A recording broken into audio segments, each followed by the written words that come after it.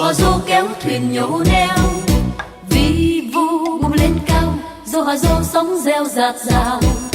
Trăng lên với nhô xa, con thuyền trôi trong trời bão la, mái chèo này chèo xa tắp bên bờ, mong cùng nhau anh em ta rô rô rô hò hò, tay bàn tay siết chặt trời mong.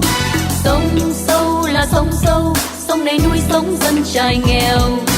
Anh em cùng ra đây, khoang thuyền đây tay trải tay lưới, ấy đời nhọc nhằn mà vui. A Japanese man has become the oldest person to complete a solo, non-stop sailing trip across the Pacific Ocean. 83-year-old Kenichi Hori returned to his home port off Japan's western coast on Saturday. His trans-Pacific trip began in San Francisco in late March. It took 69 days to complete. Hori spent the night aboard his 6-meter-long sailboat before he was welcomed back Sunday by community members and supporters at the port of Shin Nishinomiya. Upon arrival, Hori took off his hat and waved to the crowd from his boat. Later, he met with supporters and was presented with flowers. "Thank you for waiting," Hori said. He had carried a supply of medicine in case he got sick, but he said the only things he used during his more than 2 months at sea were eye drops and Band-Aids. "That shows how healthy I am," Hori said. "I'm still in the middle of my youth." Hori added that it felt like the trip had burned all my body and soul, but he said he is still ready for more exciting experiences. "I will keep up my work to be a late bloomer." Hori told reporters that setting the record for the oldest person to complete the trip was a dream come true. He said it brought happiness to have been able to make a challenge as a real goal and safely achieve it instead of just holding onto it as a dream. "I want to be a challenger as long as I live," Hori added. In 1962, he became the first person in the world to sail a solo non-stop trip across the Pacific from Japan to San Francisco. 60 years later, he traveled the opposite path. Soon after leaving San Francisco, Hori faced stormy weather, but conditions improved after that, and he was able to reach Hawaii sooner than expected in mid-April. Hori said he had struggled toward the end of his trip with pushback from some strong waves. In an internet report Friday, he said he felt close to success but was exhausted. Hori has completed several long-distance solo trips. In 1974, he sailed solo around the world. His latest success was the first trip since 2008, when he traveled solo on a wave-powered boat from Hawaii to Japan's Kii Strait.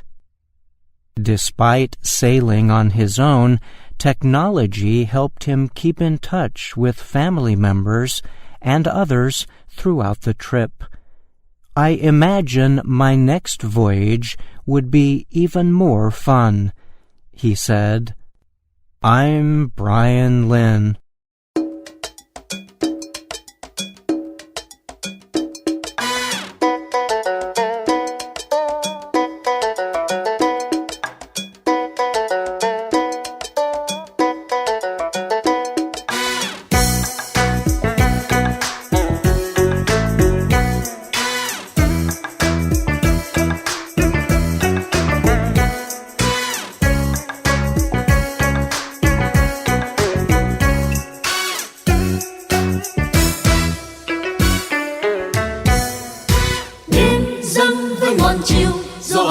kéo thuyền nhổ neo.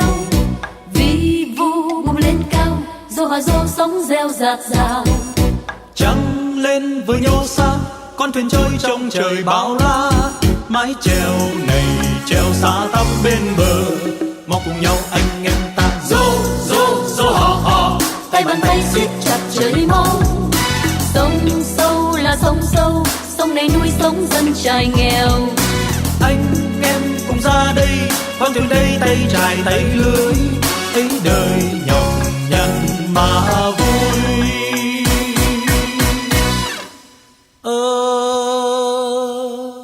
Này anh em ơi, tôi nhớ một chiều anh lửa hồng soi thân yêu, đầu bóng trẻ xanh, đầu mắt mẹ hiền. Giọt lệ rưng rưng chờ mong bóng con. Này anh em ơi,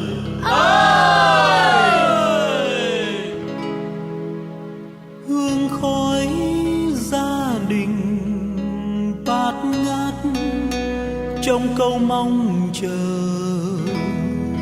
Đêm khuya mơ hồ chan hòa bao tiếng ta hò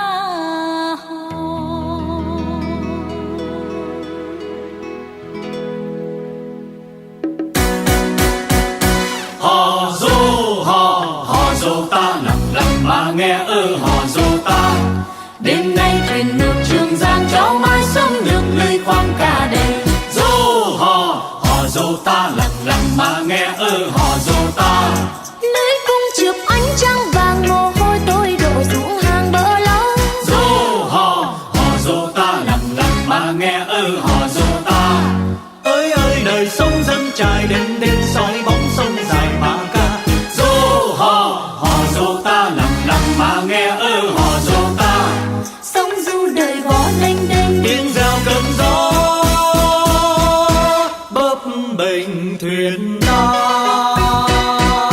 Hò dô ta ơi hò dô ta, hò dô ta ơi hò dô ta, hò dô ta ơi hò dô ta, hò dô ta ơi hò dô ta, hò dô ta ơi hò dô ta, hò dô ta ơi hò dô ta, hò dô ta ơi hò dô ta, hò dô ta ơi hò dô ta.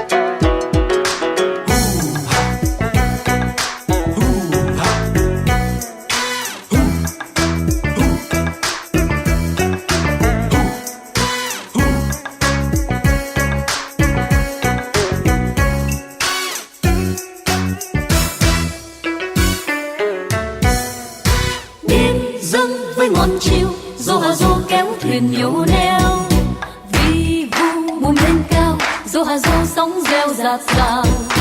Trăng lên với nhô xa, con thuyền trôi trong trời bão la.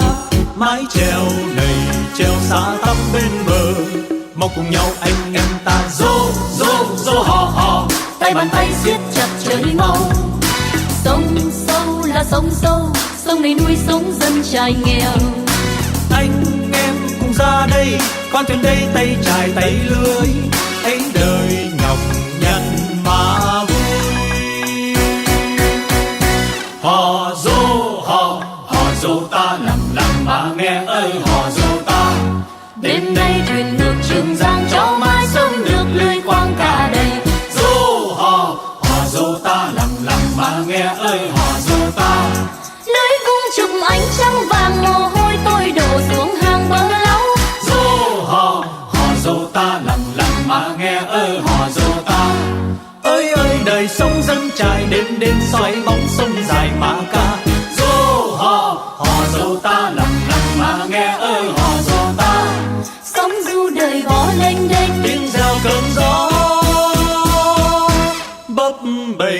thuyền ra.